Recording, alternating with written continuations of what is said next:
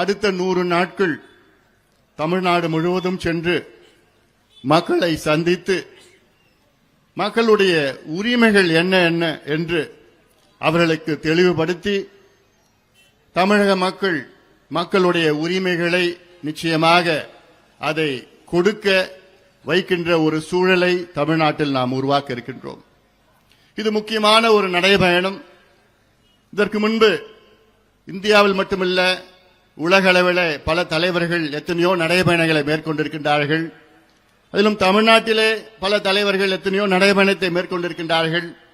இந்த நடைபயணம் முக்கியமான நடைபயணம். காரணம், இவ்வளவு காலமாக தமிழ்நாட்டை ஆண்டு கொண்டிருக்கின்ற கட்சி மக்களுக்கு எந்த ஒரு உரிமையும் தராத, மக்களை அன்றாடம் ஏமாற்றிக் கொண்டிருக்கின்ற திமுக அரசை வீட்டுக்கு அனுப்புகின்ற ஒரு தொடக்கமாக, ஒரு நடைபயணமாக அமைய இருக்கிறது. இதற்கு தமிழ்நாடு மக்கள் அனைவரும் ஒத்துழைப்பு தர வேண்டும், ஆதரவு தர வேண்டும். காரணம், நாம் கேட்பது உங்களுடைய உரிமை.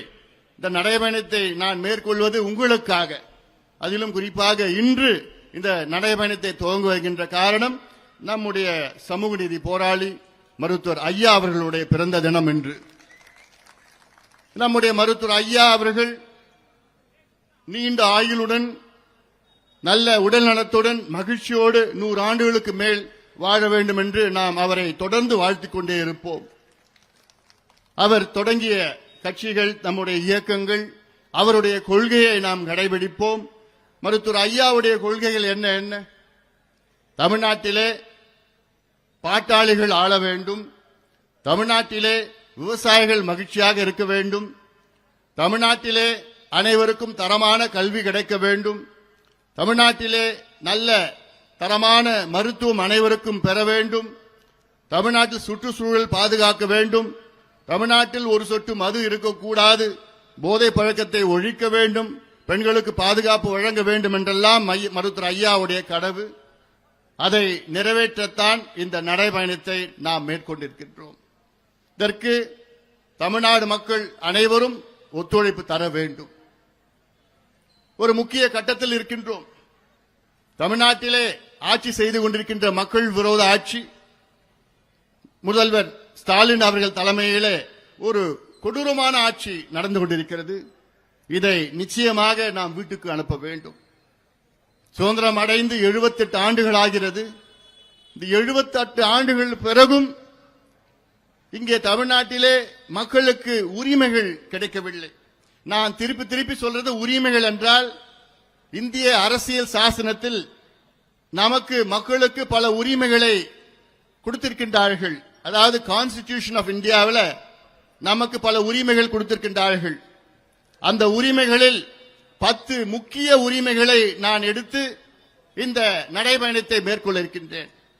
அதில் முதல் உரிமை சமூக நீதிக்கான உரிமை, ரைட் டு சோஷியல் ஜஸ்டிஸ். அடுத்தது வன்முறையில்லா வாழ்வுக்கான மகளிர் உரிமை, women's right to live free from violence. மூன்றாவது வேலைக்கான உரிமை, ரைட் டு எம்ப்ளாய்மெண்ட். அடுத்தது விவசாயம் மற்றும் உணவுக்கான உரிமை, right to farming and right to food. அடுத்தது வளர்ச்சிக்கான உரிமை, ரைட் டு டெவலப்மெண்ட். ஆறாவது அடிப்படை சேவைக்கான உரிமை, ரைட் டு பப்ளிக் சர்வீசஸ். ஏழாவது கல்வி நலவாழ்வுக்கான உரிமை, right to health, right to education. எட்டாவது மது போதை பொருட்களால் பாதிக்கப்படாமல் இருக்கும் உரிமை, right to free from alcohol and drug harm, right to be free from alcohol and drug harm. ஒன்பதாவது நீடித்திருக்கும் நகர்ப்புற வளர்ச்சிக்கான உரிமை, right to sustainable urban development. 10வது ஆரோக்கியமான சுற்றுச்சூழலுக்கான உரிமை, ரைட் டு ஹெல்தி என்வாயன்மெண்ட். இந்த 10 உரிமைகள் இந்திய அரசியல் சாசனத்தில் நமக்கு கொடுக்கப்பட்டிருக்கின்றது. இதை நமக்கு அரசு கொடுக்க வேண்டும்.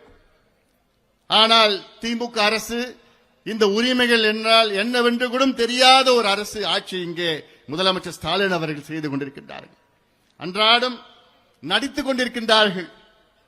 குறிப்பாக முதலமைச்சர் அவர்கள் அன்றாடம் பார்த்தாங்கன்னா ஒரு 2 மணி நேரம் கால் ஷீட் முதலமைச்சருக்கு வருவாரு, ஒரு ஆக்ஷன் அப்படின்னு சொல்லுவாங்க, ஒரு 2 மணி நேரம் நடிப்பாரு, அதுக்கப்புறம் முடிஞ்சிடும், அதுக்கப்புறம் வீடியோ போட்டு அதை தொடர்ந்து நாள் ஃபுல்லா போட்டுட்டு இருப்பாங்க. இதான் நம்ம பார்த்துட்டு இருக்கிறோம். மக்கள் இன்று கோபத்தில் இருக்கின்றார்கள். அதுவும் குறிப்பாக விவசாயிகள் இன்று கொந்தளிப்பாக இருக்கின்றார்கள். பெண்களுக்கு பாதுகாப்பு கிடையாது. இப்போது திலகபாமா அவர்கள் சொன்னாங்க, தமிழ்நாட்டு பெண்கள் ராத்திரில இல்ல பகல்ல கூட சாலையில நடந்து போக முடியல. ரொம்ப மோசமான ஒரு சூழல் இருக்கிறது. அதுவும் குறிப்பாக பெண் குழந்தைகள் 8 வயது 10 வயது 12 வயது குழந்தைகள் எல்லாம் இன்னைக்கு வெளியில கூட போக முடியாத ஒரு சூழல் இருக்கிறது. இதற்கெல்லாம் காரணம் யார் என்றால் முதலமைச்சர் அவர்கள். ஏன்னா முதலமைச்சருக்கு கீழே தான் இன்னைக்கு காவல்துறை இயங்கிக் கொண்டிருக்கிறது. முதலமைச்சர் தான் இதுக்கு பொறுப்பு ஏற்றுக்கணும். 14 நாட்களுக்கு முன்பு திருவள்ளூர் மாவட்டத்தில் கும்மிடிப்பூண்டி பகுதியில் ஒரு 8 வயது பெண் குழந்தை பள்ளிக்கூடம் போயிட்டு திரும்பி வருது. அந்த குழந்தைய ஒரு கொடூர பாலியல் வன்கொடுமை செய்து அவனை பிடிக்க முடியல. அதன் பிறகுதான் பாட்டாளி கட்சியுடைய நிர்வாகிகள் திலகபாமா உள்ளிட்ட அத்துணை நிர்வாகிகளும் அங்கு அனுப்பி வைத்து அந்த குடும்பத்திற்கு தைரியம் சொல்லி, நானும் அந்த அப்பா அம்மா கிட்ட நான் பேசினேன். எனக்கு பேச முடியல. அந்த அம்மா கதறாங்க, ஐயா எங்களுக்கு நியாயம் வேணும், என் குழந்தை கேக்குது, என்னன்னு தெரியல. குழந்தை 8 வயசு குழந்தை கேக்குது, கேள்வி கேக்குது, பதில் சொல்ல முடியல. எனக்கு கண்ணெல்லாம் தண்ணி வந்துடுச்சு. ஐயா எப்படியாவது அவனை பிடிக்கணும், அந்த பிடிச்சு அவனை முடிச்சிடுங்க ஐயா. சொல்லுது, அந்த ஆதங்கத்தை சொல்லுது, முடிச்சிடுங்க, அப்பதான் என் குழந்தை நிம்மதியா இருக்கும். அந்த அப்பா பேசுறாரு, கதறார். இது ஏதோ ஒரு சம்பவம் கிடையாது. 2 மாதத்திற்கு முன்பு அண்ணா நகரில் நடந்த ஒரு சம்பவம், இதே போன்ற ஒரு சம்பவம். 3 மாதத்திற்கு முன்பு கிருஷ்ணகிரியில் நடந்த இதே போன்ற ஒரு சம்பவம். 4 மாதத்திற்கு முன்பு பொள்ளாச்சியிலே இதே போன்ற ஒரு சம்பவம். அதற்கு முன்பு திருச்சியிலே நடந்த சம்பவம். ஆக மாதம் மாதம் பெண் குழந்தைகளை பாலியல் வன்கொடுமைகளை கொடூரமான முறைகளை தமிழ்நாட்டிலே செய்து கொண்டிருக்கின்றார்கள். முதலமைச்சர் அவர் மாட்டம் தினம் அந்த டிராமா பண்ணிட்டு இருக்கிறார், நடிச்சுக்கிட்டு இருக்கிறார். கால் ஷீட் 2 மணி நேரம் கால் ஷீட். காலைல 10 மணிக்கு வருவார், 12 மணிக்கு கால் ஷீட் முடிஞ்சிடும், வீட்டுக்கு போயிடுவார்.